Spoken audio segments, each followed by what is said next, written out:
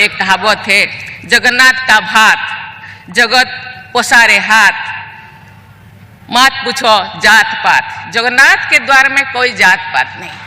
भगवान बिरसा मुंडा की धरती पर आकर महाप्रभु जगन्नाथ से जुड़े पवित्र कार्यों का अवसर मिलने का मैं अपने आप को परम सौभाग्य मानती हूँ। झारखंड में आकर मेरी अनेक स्मृतियाँ जीवंत हो जाता है। जो मेरे समय पे यहाँ सेवा में मुझे दिया गया था, उस टाइम का स्मृति मुझे ताज़ा हो रहा है। राज्यपाल के रूप में यहाँ के लोगों की सेवा करने के जो आशीर्वाद मुझे मिला, वो मेरी विशेष शक्ति है। कोल्हान का ये क्षेत्र जीवन जनजातीय परंपराओं के साथ देश की अन्य आध्यात्मिक परंपराओं की संगम का सुंदर उदाहरण प्रस्तुत करता है।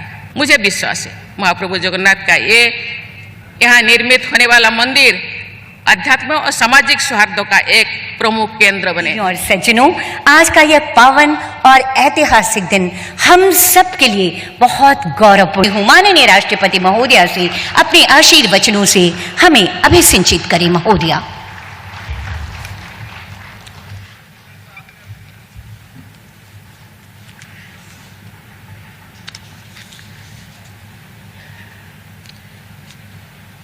इस कार्यक्रम में उपस्थित झारखंड के राज्यपाल श्री संतोष कुमार गंगवार जी, झारखंड के मुख्यमंत्री श्री हेमंत सोरेन जी, केंद्रीय शिक्षा मंत्री श्री धर्मेंद्र प्रधान जी, सांसद श्री विद्युत वरुण महतो जी, विधायक Shrimati Purnima Sahu ji, Shri Saryu Roy ji, Shri Jagannath spiritual and cultural charitable central trust Jamshed के managing trustee Shri S K. Behera ji, global CEO and managing director Tata steel Shri T V. Narendran ji, Shri Jagannath spiritual and cultural charitable central trust Jamshedpur के ट्रस्टी श्री मनोरंजन दास और डॉक्टर सुधीर प्रधान जी, गणमान्य अतिथियों, देवियों और स्वजनों, सभी को जोहार, नमस्कार, जय जगन्नाथ। महाप्रभु जगन्नाथ की कृपा से मुझे इस भूमि पूजन के शुभारंभ का अवसर मिला। मैं महाप्रभु जगन्नाथ के चरणों में कोटि कोटि नमन करती हूँ। इस पावन अवसर में मुझे जोड़ने का माध्यम बनाने के लिए मैं Shri Jagannath spiritual and cultural charitable trust के पदाधिकारियों को हृदय से धन्यवाद देती हूँ।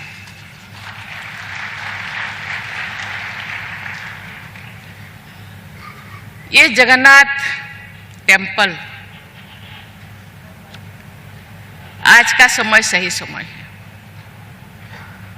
ये सही समय बहुत दिनों से इंतजार किया जाता था। मैं जब झारखंड के सेवा में थी तब से, लेकिन जगन्नाथ तो जगन्नाथ है ना, छलिया है। इतने जल्दी तो ये आते ही नहीं। हम सब देखे हैं जब जगन्नाथ रथ यात्रा होते हैं, जगन्नाथ जो नंदीघास रथ में चढ़ने के लिए आते हैं, एकदम से आते नहीं। ये झूला झूल के गाना गाते हुए, अपने भक्तों को रिझाते हुए वो आते हैं। समय तो लगता है। इसीलिए मैं कहा कि ये सही समय, यही समय सही समय है। कहते हैं दूर देर है तो दुरुस्त है, सब्र का फल मीठा होता है। इसीलिए आज दिन ये ट्रस्ट ने चुने हैं, ये सही समय। कहा जाता है जो जगन्नाथ नीलाचल धाम में रहते हैं, नीलाचल बिहारी। ऐसे ये झारखंड बिहारी, जमशेदपुर बिहारी भी कहलाएंगे। उनकी कृपा पूरी मानवता पर बिना किसी भेदभाव के समाज समान रूप से बरसती है। महाप्रभु जगन्नाथ की कृपा सर्वजन सुलभ है। इस भाव को व्यक्त करते हुए अत्यंत सहज लोकप्रिय एक कहावत है, जगन्नाथ का भात जगत पसारे हाथ, मत पूछो जात पात। जगन्नाथ के द्वार में कोई जात पात नहीं, वहाँ जो टंक पानी होता है सब हाथ लगा के खाते हैं। वहाँ कोई छूत अछूत जात पात बड़ा छोटा का कोई भेदभाव नहीं। इसलिए जगन्नाथ जगत के नाथ कहलाते हैं।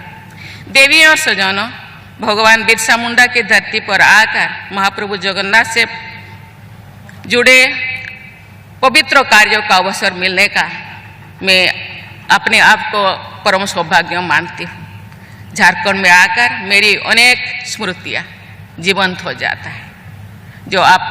जो मेरे समय पे यहाँ सेवा में मुझे दिया गया था, उस टाइम का स्मृति मुझे ताज़ा हो रहा है। राज्यपाल के रूप में यहाँ के लोगों की सेवा करने के जो आशीर्वाद मुझे मिला, वो मेरी विशेष शक्ति है।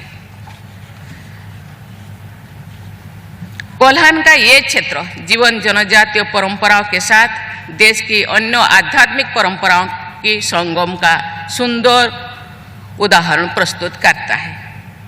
यहाँ के लोगों ने सदियों से चली आ रही परंपराओं को संजो कर रखा है। यहाँ विभिन्न समुदायों के लोग मिलजुल कर रहते हैं।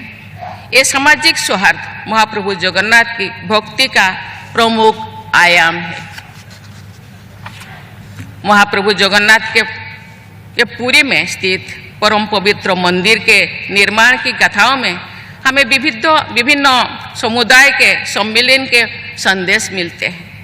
सवर्ण नामक जनजातीय समुदाय के राजा बिस्सा बसु भगवान नीलमाधव की नित्य उपासना करते रहते थे। राजा इंद्रद्युम्न ने अपने मंत्री विद्यापति को राजा बिस्सामसु के पास भेजा ताकि वे भगवान नीलमाधव के प्रतिमा के विषय में जानकारी प्राप्त कर सके। एक लंबा कहानी है। राजा बिस्सामसु की पुत्री ललिता के सहयोग से विद्यापति ने भगवान नीलमाधव के प्रतिमा के विषय में जानकारी प्राप्त की। इस प्रकरण से जुड़े अनेक कथा कथांतर विद्यमान है। ब्राह्मण जाति के विद्यापति और जनजाति समुदाय के राजा बिस्सावसु की पुत्री ललिता के बीच स्नेह उत्पन्न हुआ और दोनों विवाह बंधन में बंधे हुए हैं। राजा इंद्रद्युम्न ने महाप्रभु जगन्नाथ, बलभद्र तथा देवी सुभद्रा की प्रतिमा सहित महाप्रभु जगन्नाथ के पवित्र मंदिर का निर्माण हुआ। आज भी विद्यापति के बिस्सावसु के परिवार जगन्नाथ मंदिर में पूजा अर्चना करते हैं जब रथ यात्रा शुरू होता है। ये लोग मान्यता समुदाय को परंपरा स्नेह के साथ रहने की तथा एक दूसरे की अच्छी परंपराओं के साथ मिलजुल कर रहने की ये एक प्रेरणा देती है।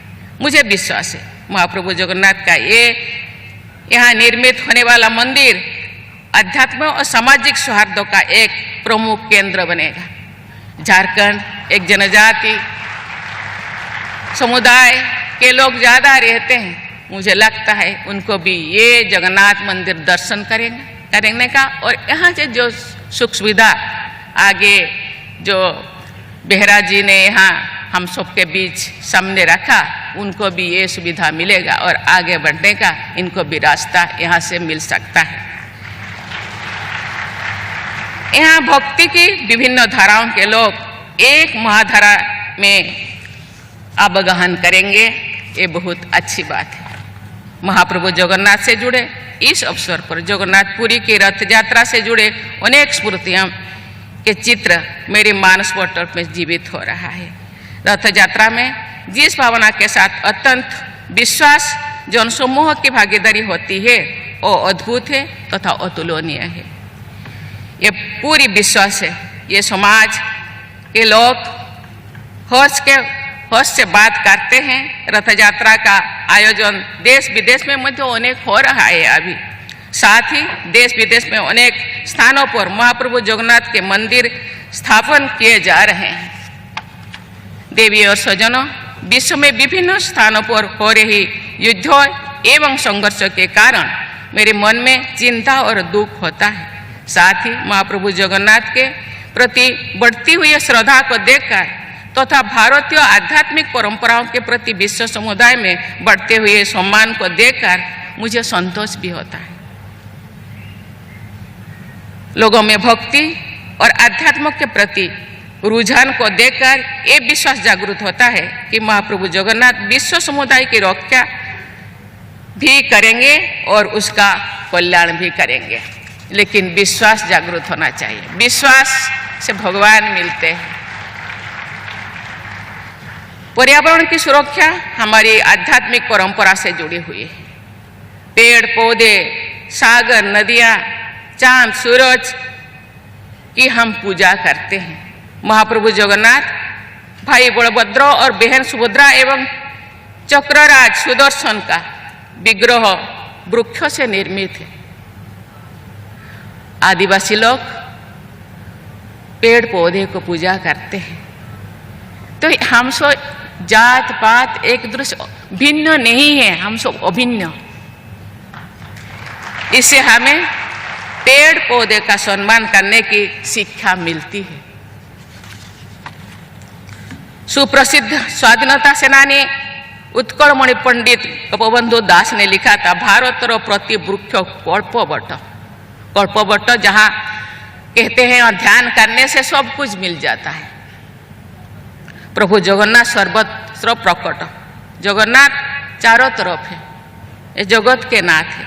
अर्थात भारत का हर वृक्ष कल्पवट है और प्रभु जगन्नाथ सर्वत्र विराजमान है।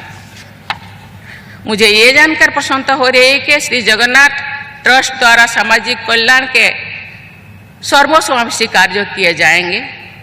इस सेवा संकल्प के लिए मैं ट्रस्ट से जुड़े सभी लोगों को बहुत बहुत सराहना करती हूँ, क्योंकि केवल भगवान से प्रार्थना करने से हम लोगों का विकास के लिए जरूरत है। ये तो आध्यात्मिक जगत को प्यार करने से आध्यात्मिक विकास होता है, आत्मिक विकास होता है।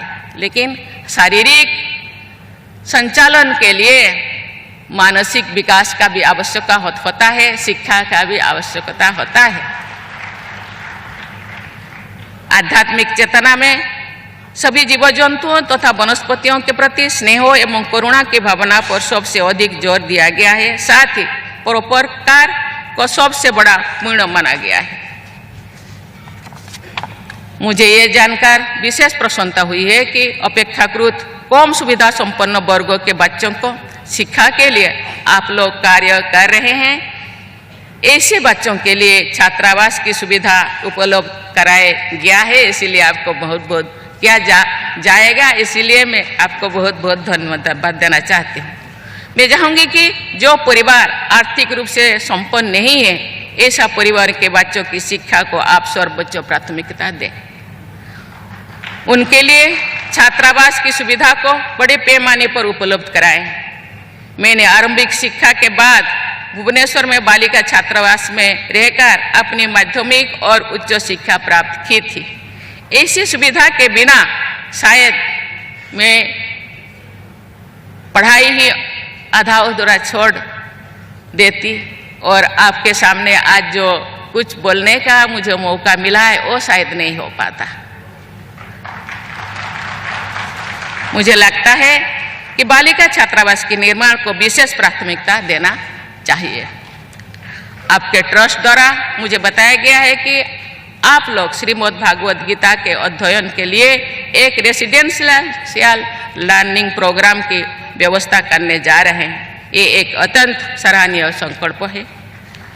गीता के महत्व को और उपयोगिता से जुड़ा ये सुभाषित है, क्योंकि कहा जाता है हम केवल शरीर नहीं, हम एक आत्मा है।